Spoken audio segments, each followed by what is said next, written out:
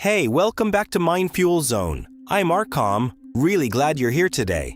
Okay, so real quick before we start, I want you to think about someone in your life. Maybe it was a teacher, maybe a boss, maybe even a parent. Someone who looked at you and basically said, "You're not going to amount to much." Hurts, right? Now imagine that person said that to one of the smartest human beings who ever lived. Because that actually happened.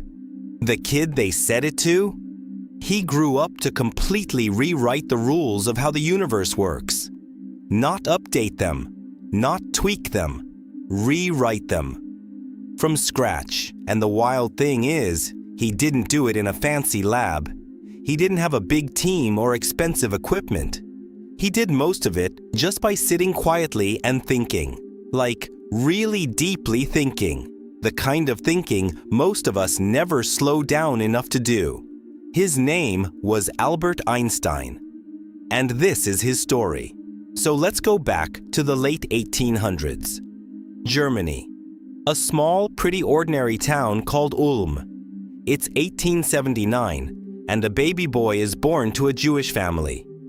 His dad Herman runs a small business. His mom Pauline loves music. They're not rich. They're not famous.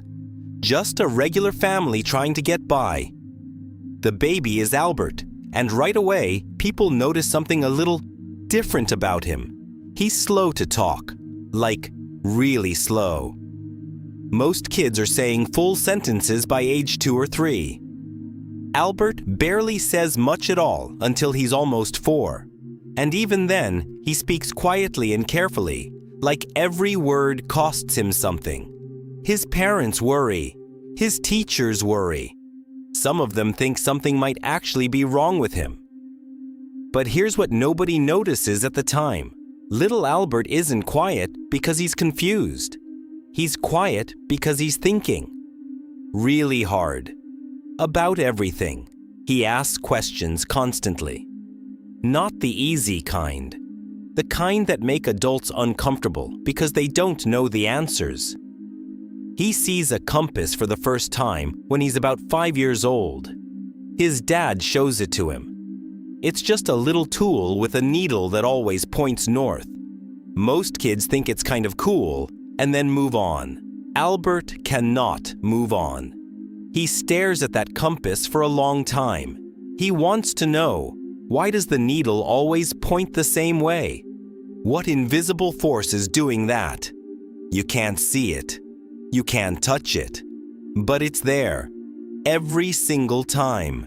That moment stuck with him for the rest of his life. He talked about it when he was old, because that compass was the first time he felt it. That feeling that the world is full of invisible things, hidden rules, quiet forces that are working all the time whether we notice them or not. And he wanted to find them. School was not great for Albert. Not because he was dumb. He was actually very good at math and physics, subjects he loved. But everything else? Not so much. He didn't like memorizing things. He didn't like following rules just because someone said so. He'd sit in class looking bored. He asked too many questions. He pushed back on teachers when he thought they were wrong. One teacher actually told him directly that he would never amount to anything, that he was a disruption, that he'd be better off just leaving school. And at one point, he kind of did. He dropped out of a school in Germany, moved around, and eventually tried to get into a top university in Switzerland. He failed the entrance exam the first time. Think about that. Albert Einstein failed the entrance exam. He tried again, got in, started studying physics, and things started to click. But even after he graduated, life didn't suddenly get easy. He applied for academic jobs, teaching positions, research roles. Nobody wanted him.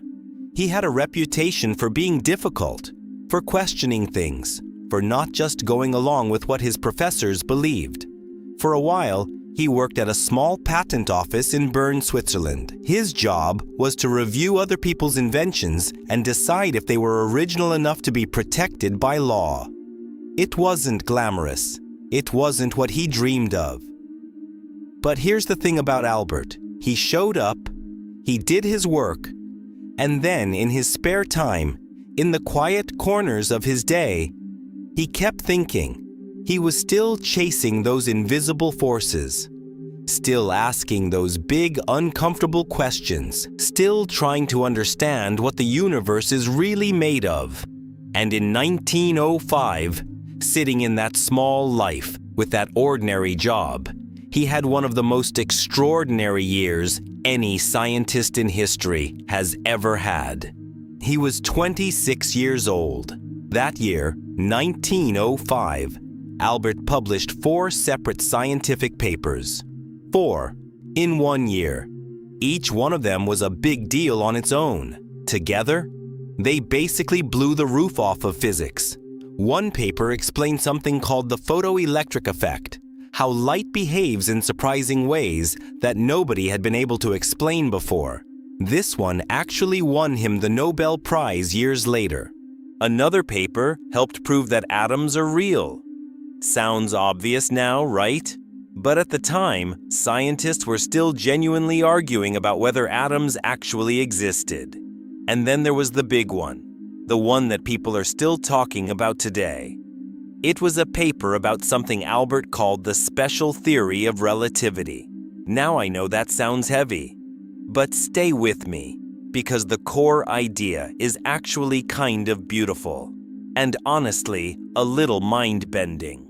Here's what Albert was saying. You know how speed works, right? If you're standing still and a car drives past you at 60 miles an hour, that makes sense. But if you're driving next to that car at the same speed, the car looks like it's standing still. Speed is relative. It depends on where you're standing. Okay, everyone already knew that part. But then Albert asked a question nobody had really sat with before. What about light? Light travels incredibly fast, about 186,000 miles per second. And Albert realized light doesn't behave like a car. No matter how fast you're moving, no matter where you're standing, light always travels at the same speed. Always. So if the speed of light never changes, but the speed of everything else is relative, then what actually changes? Time. Time changes. The faster you move, the slower time passes for you compared to someone who's standing still. Wrap your head around that for a second. Time isn't a fixed thing. It's not a steady clock ticking the same for everyone everywhere. It bends, it stretches, it changes depending on how fast you're moving. Albert didn't need a lab to figure this out. He didn't run an experiment. He sat and thought about it. He imagined it. He asked himself, what would it look like if I were riding alongside a beam of light? What would I see? This kind of thinking, imagining yourself inside a scenario to figure out how it works, is something Albert loved. He called them thought experiments, and they were his superpower. Now here's something I really want you to hear, because it gets overlooked a lot. Albert Einstein didn't just figure out a few cool physics facts. What he really did was change how we think about the nature of reality itself. Before Albert, most people, including most scientists, thought the universe was basically like a giant machine. Solid, predictable, running on clear and simple rules. Time was time. Space was space. They were separate things, totally independent. Albert came along and said, no, actually, time and space are connected. They're one thing. He called it space-time, and it's not rigid. It curves, it bends. A massive object like a planet or a star actually bends the fabric of space-time around it, like a heavy ball resting on a stretched sheet. And that bending, that's gravity. Not a force pulling things together the way most people thought, but space-time itself curving and guiding things along its shape. This was his general theory of relativity, which he finished in 1915. It took him about 10 years to work out all the math after he had the core idea. 10 years of thinking, calculating, and trying again. When scientists finally tested it, they looked at how light bends around the sun during an eclipse. It worked. Perfectly. Exactly the way Albert predicted. The world went a little crazy. Suddenly, this quiet, messy-haired German physicist was the most famous scientist on the planet. Newspapers called him a genius. People in the street recognized him. He got letters from strangers all over the world. And honestly, he seemed a little embarrassed by it. He just wanted to keep thinking. Let me tell you about the human side of Albert, because this part matters. He was not perfect, not even close. He was absent-minded in a funny way. He once used a large check, a big payment someone gave him, as a bookmark, and then lost the book. He forgot people's names. He forgot appointments. He walked around in the same old sweater for days without noticing. He was deeply committed to his work in a way that made it hard to be close to him. His personal life had real pain in it. His first marriage didn't last. He wasn't always the most present father. He knew this about himself, and he carried it. He was also stubborn. And this stubbornness, which helped him stay focused for years, sometimes worked against him. When a new kind of physics called quantum mechanics started developing in the 1920s, a lot of the best young scientists in the world got excited about it. Quantum mechanics said that at the very tiny level, atoms, electrons, particles, things don't behave in predictable, clear ways. There's randomness built into nature itself. Albert hated this idea, not because he didn't understand it. He understood it perfectly well. He just didn't want to believe it. He famously said that God does not play dice with the universe. He meant reality can't be random at its core. There has to be a deeper order underneath. He spent the last 30 years of his life trying to find a single theory that unified everything. Gravity, electromagnetism, all of it, into one clean picture. He never found it. He died without finishing that work. And maybe that's the most human part of his whole story. Even the greatest mind of his generation ran into a wall he couldn't get past. But here's the thing. That unfinished search still pushed science forward, because other people picked up those questions after him, and they're still working on them today. Albert left Germany in 1933. The political situation there had turned dark and dangerous, especially for Jewish people. He came to the United States, settled in Princeton, New Jersey, and spent the rest of his life there. He loved America. He loved the openness of it, the freedom to speak, the mix of people and ideas. He became an American citizen in 1940. He also became something more than a scientist during those years. He spoke out about things he believed in. He pushed back against racism. He supported civil rights. He wrote about peace, about education, about what it means to think freely. He wasn't just someone who figured out how the universe works. He was someone who genuinely cared about how people treat each other. Albert Einstein died in April of 1955 in Princeton. He was 76 years old. He had asked that there be no big ceremony, no grand monument. He wanted his ashes scattered in a river. He didn't want a shrine. He just wanted his ideas to live on in the work of people who kept asking questions after him. And they have. Every time a GPS on your phone calculates your exact location, it uses corrections based on Albert's theories. Because satellites experience time slightly differently than we do on the ground. And if you don't account for that, the GPS is off. Every time a doctor uses an MRI machine to look inside someone's body, the technology behind it is connected to his work on quantum behavior.